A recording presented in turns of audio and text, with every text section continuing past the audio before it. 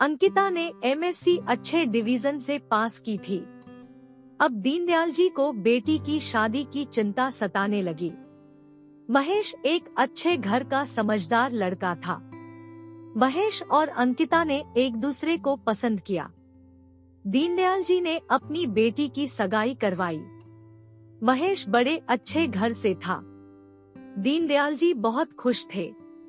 महेश और महेश के माता पिता का स्वभाव बड़ा अच्छा था। दीनदयाल जी के सिर से बड़ा बोझ उतर गया। शादी से एक दिन पहले महेश के माता पिता ने दीनदयाल जी को खाने पे बुलाया। दीनदयाल जी की तबीयत ठीक नहीं थी, फिर भी वह ना न कह सके। महेश के घर पर बड़े ही आदर सत्कार से उनका स्वागत किया गया। फिर दीनदयाल जी के लिए चाय आई। शुगर की वजह से दीनदयाल जी को चीनी वाली चाय से दूर रहने को कहा गया था, लेकिन बेटी के होने वाली ससुराल घर में थे तो चुप रहकर चाय हाथ में ले ली। चीनी बिल्कुल ही नहीं थी और इलायची भी डली हुई थी। वो सोच में पड़ गए कि ये लोग भी हमारी जैसी ही चाय पीते हैं।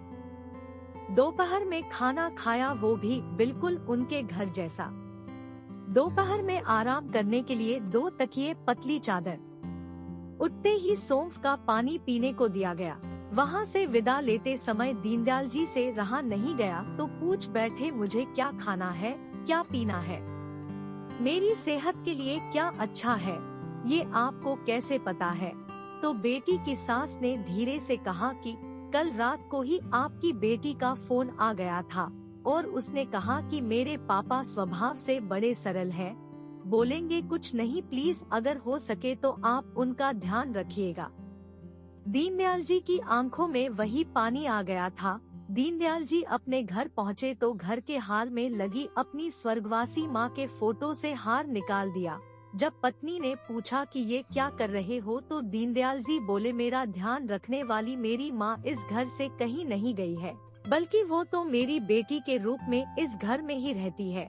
और फिर दीनदयाल जी की आंखों से आंसू झलक गए और वो फफक कर रो पड़े।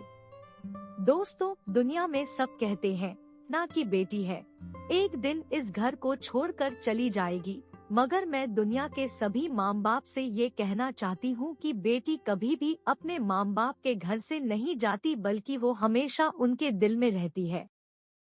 दोस्तों, इस कहानी से आपको क्या सीखने को मिला है, कमेंट में जरूर बताइए। लाइक, शेयर कीजिए और अभी तक सब्सक्राइब नहीं किया हो तो कर लीजिए। धन्यवाद।